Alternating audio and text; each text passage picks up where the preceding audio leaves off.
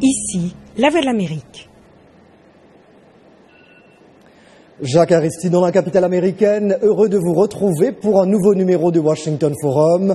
Au menu cette semaine, entretien exclusif avec John Kerry, l'occasion de braquer le projecteur sur la politique des États-Unis pour l'Afrique subsaharienne.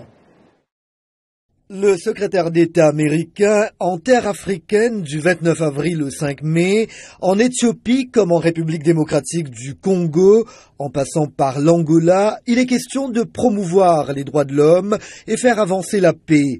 Mais d'autres dossiers brûlants figurent également à l'agenda. Washington Forum.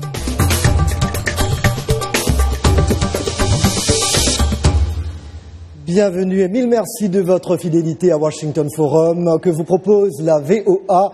À venir, le décryptage du périple africain de John Kerry avec nos invités. Mais d'emblée, je vous propose l'interview que le secrétaire d'État nous a accordée à la veille de son voyage. C'était lundi au département d'État, ici à Washington, et le temps imparti était de 5 minutes. Monsieur le secrétaire d'État, merci de répondre en français aux questions du service francophone de la VOA. Le temps est limité, je vais donc entrer dans le vif du sujet. La République centrafricaine, les troupes de la MISCA ne seront déployées dans le pays qu'en septembre, alors que le chaos et les tueries se poursuivent. À part les contributions financières et logistiques, que peut faire Washington pour sauver la Centrafrique ? Enfin, c'est très difficile, vous savez. Moi, j'ai pas une réponse magique à ce moment. Il faut, je veux bien visiter, je veux parler avec tous ceux qui sont chargés de faire les décisions. On verra si on peut aider de plus avec les forces militaires qui peuvent enfin prouver que le gouvernement peut fonctionner. À ce moment, les gens ne croient pas qu'on peut trouver une solution. Et c'est très difficile. Mais moi, je veux bien parler avec tout le monde. Je verrai. Quand vous parlez de forces militaires, vous parlez de troupes américaines ? Non, je parle de forces de l'Afrique, de l'Union à l'Afrique et puis aussi de Nations Unies. Il y a des craintes que ce conflit entre musulmans et chrétiens pourrait conduire à une partition du pays, ou même que cette partition pourrait être la solution en Centrafrique. Washington appuierait-il une éventuelle partition de la Centrafrique ? On espère que non. Je ne peux pas vous dire à ce moment parce que, enfin, je dois entendre tout le monde, je veux parler avec tout le monde, je n'ai pas une idée à ce moment, mais on ne veut pas diviser, non. Ce n'est pas la solution préférable. Mais n'est-il pas urgent de faire quelque chose là maintenant, parce que les États-Unis étaient l'un des premiers pays à parler de situation de pré-génocide. Ne faut-il pas éviter une répétition du génocide rwandais en Centrafrique ?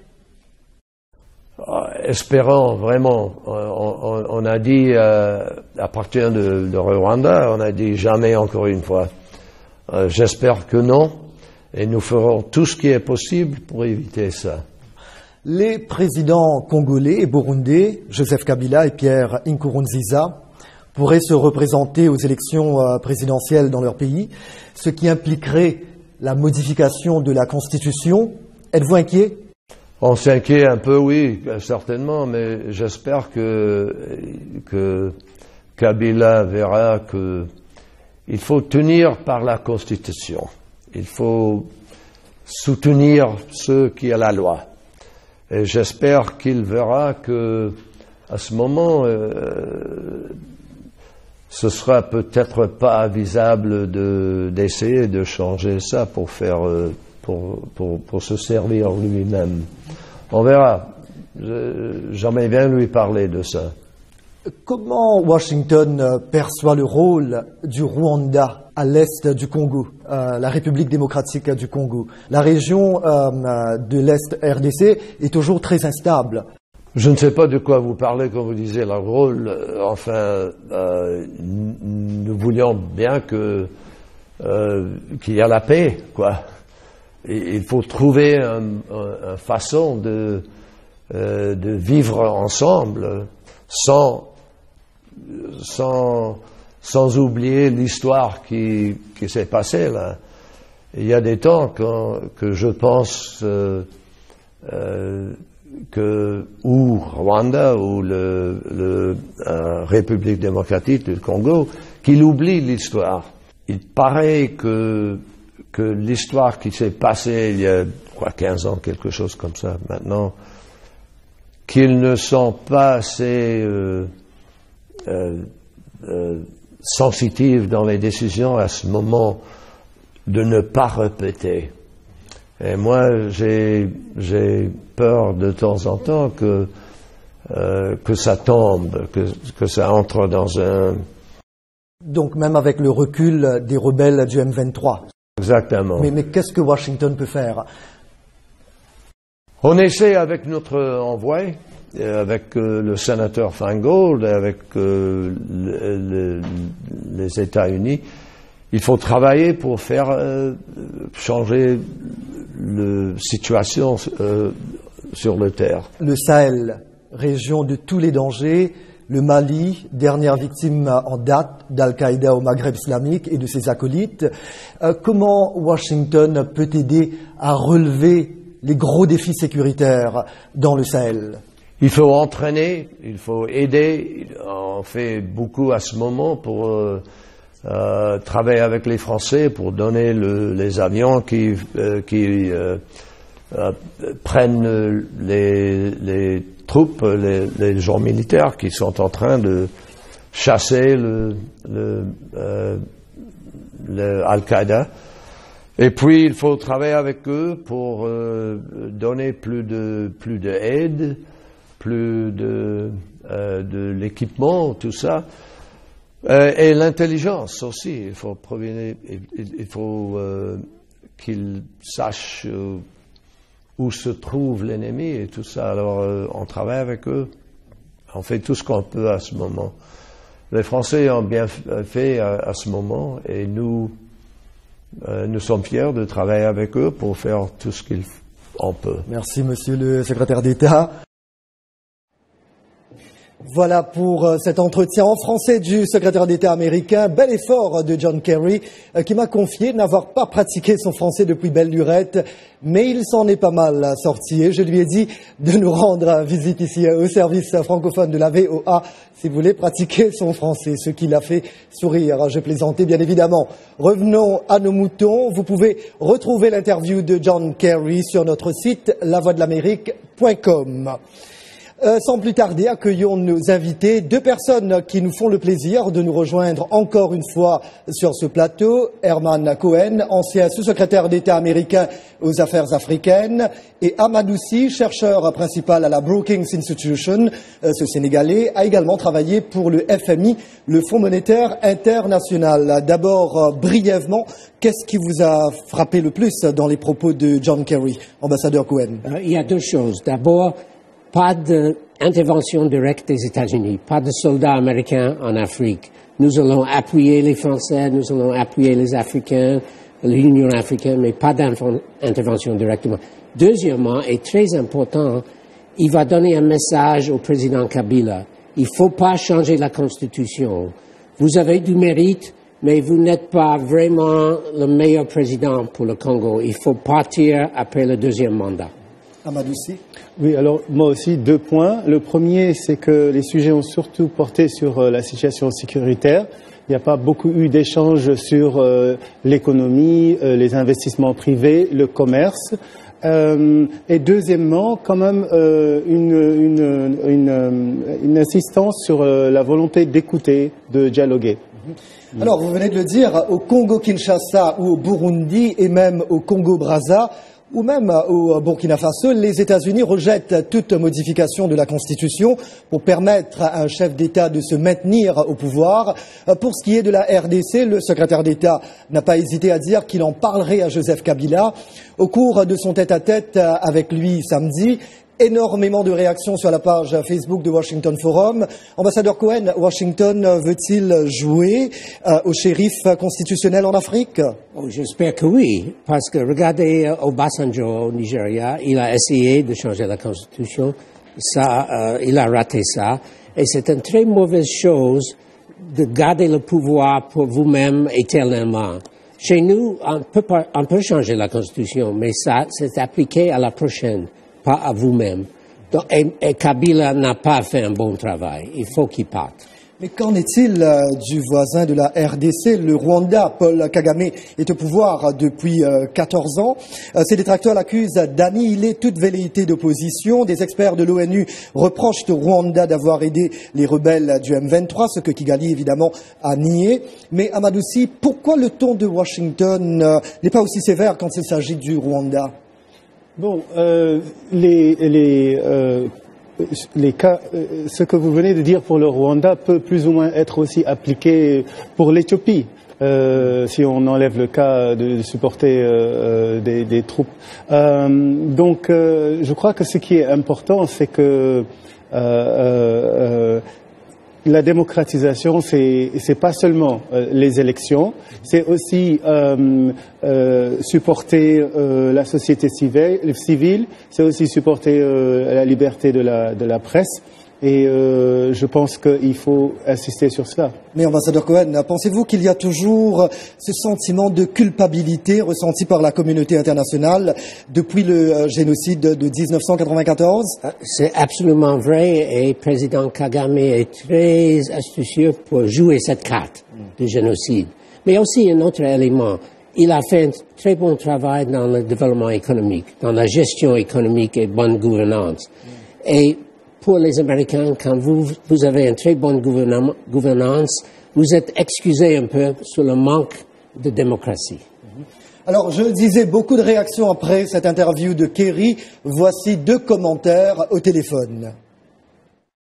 Je m'appelle Takadiri Abdoulaye Tedi. Je réside en République démocratique du Congo, à Lubumbashi.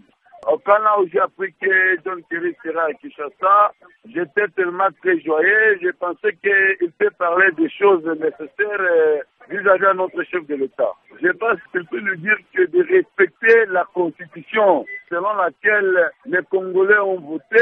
En 2016, le président n'a pas le droit de postuler encore pour la 3e fois. Il y a quelqu'un d'autre qui puisse lui présenter aux élections présidentielles. Mon nom, c'est Oussou François, depuis le Bénin à Bomé-Calavi.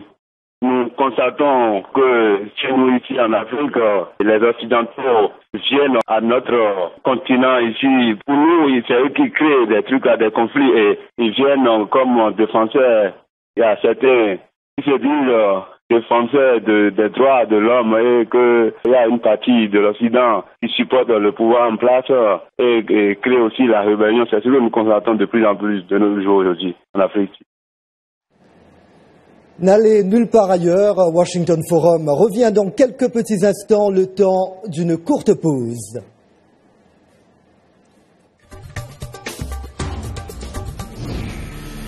La Voix de l'Amérique, c'est votre information, votre partenaire interactif. L'excellence journalistique, des professionnels reconnus, des nouvelles du monde entier et bien sûr une fenêtre sur l'expérience américaine à la radio, la télévision, sur Internet et téléphone portable.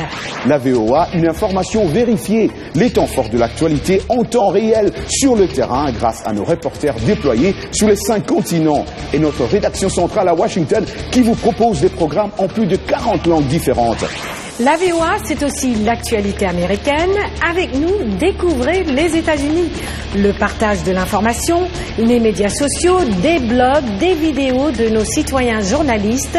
La Voix de l'Amérique, c'est une information fiable, objective, des opinions libres de toute censure, des échanges d'idées à l'échelle mondiale. Prenez part au débat.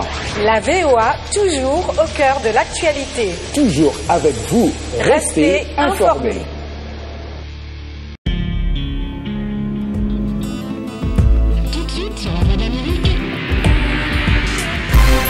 Show. You gotta make the show today. RM Show. You gotta make the show today. RM Show. RM Show. You gotta make the show today. RM Show. You gotta make the show today. Salut les amis, c'est votre gars Roger Montou de RM Show, ici à la Voix de l'Amérique, au studio 13 et sur le micro 5, en direct de Washington DC, la capitale des États-Unis d'Amérique. Vous me retrouvez ici chaque jour entre 20h et 20h30, temps universel.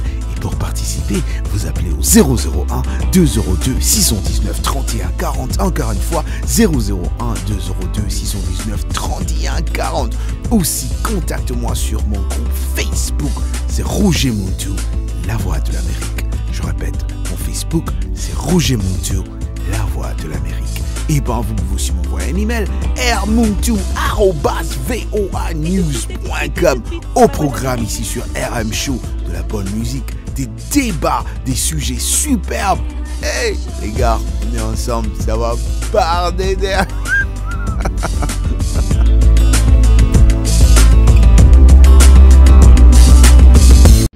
Jacques Aristide avec vous, merci de votre fidélité. Washington Forum, la tournée africaine de John Kerry et la politique de Washington pour l'Afrique subsaharienne. Nos invités, Ahmadou Sy de la Brookings Institution et Herman Cohen, ancien sous-secrétaire d'État américain aux affaires africaines. Et maintenant, quelques-uns de vos nombreux commentaires Facebook. Je commence par Arnold Tembéré de Brazzaville. John Kerry a oublié de mettre Kagame sur cette liste. Les États-Unis devraient tout faire pour débarrasser la sous-région de Kagame, car il ne fait que briser tout ce qui est démocratie et droits de l'homme. Flamel des Teutin de Porto-Novo. Pauvre Afrique, pourquoi les présidents africains veulent-ils s'éterniser au pouvoir? Il y a d'autres qui, même malades, s'accrochent au pouvoir. Samuel Fanhumbo de Lomé, la politique des États-Unis en Afrique subsaharienne est pleinement basée sur des intérêts. Pourquoi le secrétaire d'État américain ne se dit pas inquiet du Togo où le gouvernement refuse les réformes constitutionnelles et institutionnelles? Et Asakid Gabdul Karim de Niamey, laissez les Africains, ils savent ce qu'ils veulent, ils l'ont toujours su. Je voudrais vous remercier d'être si nombreux de prendre part au débat chaque semaine sur la page Facebook du Washington Forum, mais aussi d'être encore si nombreux à nous suivre à la télé comme à la radio. Cela dit, à Addis Abeba, ce jeudi, il a été question des pourparlers de paix pour mettre fin au conflit au Soudan du Sud. Ce jeune État est en proie à de vives tensions politiques et ethniques qui ont engendré des combats meurtriers. Barack Obama a même parlé d'un risque de guerre civile. L'ONU, de son côté, affirme qu'elle ne permettra pas un génocide comme celui perpétré au Rwanda. Ambassadeur Cohen, pourquoi Washington doit-il peser de tout son poids dans ce conflit? C'est très important parce que le sud du Soudan a beaucoup souffert depuis 30 ans sous la répression de Khartoum. Maintenant, ils ont des dirigeants qui sont au pouvoir depuis 9 ans. Ils ont eu des milliards de dollars venant de revenus du pétrole. Et qu'est-ce qu'ils ont fait pour la population? Zéro. Ce n'est pas un gouvernement, ce sont des seigneurs de guerre, ce sont des voleurs de haut chemin. Et il faut les écarter, parce qu'à cause de leur bataille entre eux, des centaines de milliers de gens souffrent. Donc il faut les écarter rapidement avec une intervention militaire des Africains et aussi mettre le pays sous tutelle des Nations Unies pendant 5 ans pour promouvoir des institutions et la démocratie. Autrement, c'est la catastrophe. C'est vraiment dommage pour les États-Unis parce que on sait très bien que le Soudan du Sud, c'est un jeune État sponsorisé par Washington. Oui, c'est l'administration de George Bush avec une idée romantique. Il faut libérer ces gens de la répression des Arabes, mais ils n'ont pas pensé aux gouvernances du pays parce qu'ils ont commencé à zéro, sans préparation, sans infrastructure, sans éducation, sans santé. Il fallait les aider, mais c'était bon. Prenez votre indépendance et je vous remercie. Ahmadou Sy, les États-Unis doivent-ils envisager la solution militaire? Moi, je pense que deux choses. Premièrement, je crois qu'il faut qu'il n'y ait pas d'impunité. Et là, j'aimerais bien que les États-Unis et d'autres pays soutiennent les efforts de l'Union africaine qui a créé ce comité d'enquête sur les violations des droits de l'homme, et ce comité qui est dirigé par l'ancien président nigérian Obasanjo. Je crois qu'il est très important de renforcer ces solutions régionales. Deuxièmement, je crois que au-delà de l'intervention militaire, c'est vrai qu'il faut penser et agir très vite, mais il faut aussi réfléchir pour le long terme aussi. Parce que, aussi bien au Sud-Soudan qu'en République centrafrique, les problèmes seront résolus que dans le long terme. Donc, une fois qu'on aura la paix et la sécurité, il faudra penser à renforcer, à créer même des fois de nouvelles institutions. Il faudra bien sûr s'occuper de l'humanitaire, relancer l'économie. Donc je pense qu'il faut vraiment avoir un plan à long terme pour ce pays. Pour vous, ambassadeur Cohen, est-ce une guerre personnelle entre les deux belligérants, le président et Salva Kiir et son ex-vice-président et est-ce que c'est quelque part une bataille personnelle entre ces deux hommes? Riek Machar, l'ancien vice-président, évidemment. C'est tout à fait personnel sur un fond ethnique. Ils sont tous les deux représentants de deux groupes ethniques qui s'aiment pas. Mais comme c'est personnel, c'est tout à fait criminel parce qu'il y a des centaines de milliers de gens qui n'ont rien à faire avec cette guerre personnelle et qui en souffrent. Et ils n'ont pas touché un sou de tout cet argent qui est venu du pétrole. Donc il faut écarter ces gens-là et recommencer à zéro. Et je dois dire que le secrétaire d'État, John Kerry, a mis en garde ce jeudi contre les risques de génocide et de famine au Soudan du Sud. C'est évidemment à Addis Abeba. Et John Kerry a menacé les belligérants de sanctions s'ils ne mettent pas fin au conflit qui déchire cette jeune nation. Parlons du drame centrafricain. Je le disais, les troupes de la MINUSCA ne seront déployées dans le pays qu'en septembre. Amadouci, Washington aurait-il pu faire quelque chose? C'est vrai qu'à chaque fois on dit pourquoi Washington ne fait pas quelque chose là maintenant, mais y a-t-il quelque chose que Washington peut faire? Bon, ce qui est sûr, c'est que Washington ne mettra pas des soldats américains en République centrafricaine. Par contre, il soutient sur le plan logistique les troupes, par exemple les troupes du Burundi qui sont dans le pays, ont été acheminées avec l'aide de l'armée américaine.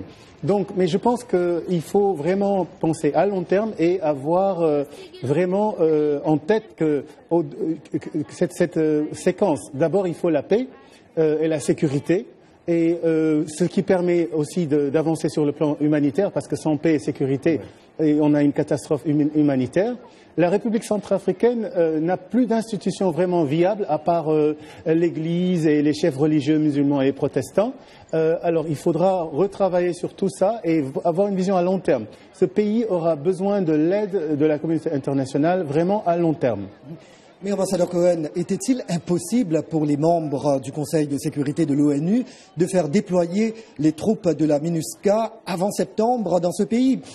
C'est vrai qu'il y avait les troupes françaises et les troupes africaines, mais le chaos et les tueries se poursuivent. Donc était-il vraiment impossible de faire déployer ces forces avant septembre? C'est très difficile parce qu'il faut aller dans chaque pays. Est-ce que vous avez des soldats disponibles? Après, il faut les donner des uniformes, des armes, des véhicules. Donc vous voulez dire que c'est une question de sous également? Et est-ce que les États-Unis se préoccupent de ça d'abord? Oui, il faut... L'histoire nous donne la leçon qu'il faut 6 mois avant qu'une force de l'ONU arrive sur le site. Parce que c'est tellement difficile avec plusieurs pays, avec la logistique. C'est ce que nous est arrivé en Somalie. Il fallait 6 mois. Mais comme je l'ai dit dans cet entretien avec John Kerry, c'est Washington qui a parlé de situation de pré-génocide. Donc on sait que la situation est grave sur le terrain. Oui, mais heureusement pour nous, il y a les Français qui sont là. Bon, le jour quand les Français sont arrivés, ils nous ont demandé une aide et le président Obama a donné 80 millions de dollars tout de suite, le lendemain. Donc ça, c'est notre appui. Ceci dit, c'est quand même une grosse déception, une très grosse déception, que malgré la présence des troupes françaises et des troupes de la MINUSCA, qu'on soit témoin vraiment de ces exactions contre une certaine partie de la population. Et le grand risque, c'est ce risque de partition. Parce qu'on voit même que les musulmans qui sont restés à Bangui maintenant demandent à être acheminés. Et bien sûr, vous savez, ce pays a la taille du Texas, il est aussi grand que la France et la Belgique, très difficile à contrôler. Donc, sera-t-il possible de contrôler des poches qui seront, par exemple, près du Tchad? Et Kerry a été catégorique, non à la partition. Abordons la politique des États-Unis pour l'Afrique subsaharienne. Après le grand discours d'Accra de Barack Obama en juillet 2009 au Ghana, le président américain était de nouveau sur le continent l'année dernière où il a lancé 2 initiatives, Trade Africa et Power Africa. Kerry y est donc pour une semaine. Ambassadeur Cohen, s'agit-il de tentatives de rattrapage par les Américains en raison de la percée de la Chine en Afrique? Non, ce n'est pas le rattrapage. L'Amérique ne voit pas les Chinois comme une concurrence économique. Les Chines font des choses très intéressantes pour les Africains. Nous ne sommes pas contre. Mais nous croyons que l'Afrique ne peut pas avancer sans l'électricité et sans l'agriculture. Et dans ces domaines-là, l'Afrique est très en arrière. Donc, il va appuyer l'arrivée du secteur privé pour construire des centrales électriques. Et aussi, il y a un programme pour l'agriculture pour moderniser. Sans ces 2 secteurs en bonne santé, l'Afrique ne peut aller nulle part. Vous qui étiez au FMI, Amadoussi, il y a des gens en Afrique qui disent qu'il n'y a pas eu vraiment de nouvelles politiques africaines de l'administration Obama. C'est la poursuite des politiques qu'il y avait avant, par exemple sous Bush, PEPFAR, Africa Growth and Opportunity Act, le fameux AGWA. Et est-ce exact? Non, il y a quand même un changement de stratégie. Et je crois que l'administration Obama met beaucoup l'accent sur le secteur privé. Donc, par exemple, dans Power Africa, ce n'est pas vraiment les contribuables américains qui vont financer les projets qui auront lieu, mais c'est plutôt l'administration américaine qui va servir de facilitateur, de Sherpa, et qui va essayer d'attirer les compagnies américaines pour qu'elles puissent investir en Afrique. Donc, c'est-à-dire le message de Washington, c'est que les Africains doivent pouvoir se prendre en main. Si on doit résumer cette nouvelle stratégie de Washington. Je pense que c'est plus de penser vraiment au rôle du secteur privé dans le développement de l'Afrique. Voilà, d'autres coups de fil de nos téléspectateurs. Nous écoutons. Alphonse, moi aussi, je suis à Kinshasa. À propos de la défense à Kinshasa de John Kerry, en ce qui concerne la polémique sur la révision du mandat au Congo. Donc c'est un peu partout en Afrique. On a vu Abdoulaye Wade au Sénégal. Lui, il a quitté difficilement. Au Burundi, le président Pierre Nkurunziza, lui également veut y rester. Pour faire une pression sur M. Kabila, il doit respecter le mandat, comme Mandela. Mais en fait, c'est question de dignité. On peut rester même au pays sans qu'on soit attaqué par la population, par ses ennemis. Mais quand on veut y rester, surtout Kabila, quand on veut y rester, ça peut provoquer encore le prolongement de la guerre. Mon nom c'est Niémé. Je suis l'arrivée du secrétaire d'État américain en Afrique. Je pense que c'est une bonne initiative pour l'Afrique et les Africains. Ici, les dirigeants africains, ils ont tendance à monopoliser et pouvoir pour eux-mêmes. Et nous, en tant que citoyens, ça c'est acceptable. Je souhaite que M. Kerry vienne pour qu'il puisse s'entretenir avec ces dirigeants corrompus, comme on peut dire. M. Kerry, il doit s'entretenir avec ces dirigeants de comment se passe la politique. Et quand on est une démocratie, comment gérer une démocratie? Parce qu'en Afrique, c'est le désordre. Et moi, j'espère que ça va apporter du fruit, positivement, bien sûr. Voilà les messages que les Africains attendent de John Kerry. Un autre point que nous avons abordé avec lui, les États-Unis font-ils assez pour combattre la grosse menace terroriste sur le continent, particulièrement dans la bande sahélo-saharienne? Amadoussi? Bon, je pense que dans cette zone, les États-Unis semblent avoir cette stratégie de laisser la France être en première ligne et de supporter les efforts de la France. Ambassadeur Cohen, pendant la guerre au Mali, les États-Unis avaient décidé de déployer des drones armés en Afrique du Nord et en Afrique de l'Ouest, notamment à partir du Niger et du Burkina Faso. Le recours aux drones, est-ce une question qui occupe Washington, surtout depuis la montée du terrorisme au Sahel? C'est une très bonne idée parce que la zone est très vaste et il faut des renseignements. Donc les drones peuvent recueillir beaucoup d'informations pour aider les soldats français. Et pour la France, je suis désolé de le dire, mais ils sont condamnés à rester dans le nord de Mali pour beaucoup d'années maintenant. Voilà, pour terminer rapidement, qu'attendez-vous de cette tournée africaine de John Kerry? Amadouci. Bon, moi je vois cette tournée comme une préparation pour le sommet en août, le premier sommet entre les chefs d'État africains et le président américain qui aura lieu du 5 au 6 août. Donc c'est une préparation pour ce sommet. Oui, je suis d'accord avec M. Si. Le sommet en mois d'août sera très important. Voilà, ce sera le mot de la fin. Voilà, merci à nos invités. Herman Cohen, ancien sous-secrétaire d'État américain aux affaires africaines, et Amadouci, chercheur principal à la Brookings Institution. Petit clin d'œil à nos radios et télépartenaires. Et là, je salue nos amis de Carrefour TV au Bénin. Et bien évidemment, merci à vous, chers fidèles de la VOA. Merci de nous avoir accueillis chez vous encore une fois cette semaine. C'était Jacques Aristide à Washington. Je vous dis à très bientôt. Take care.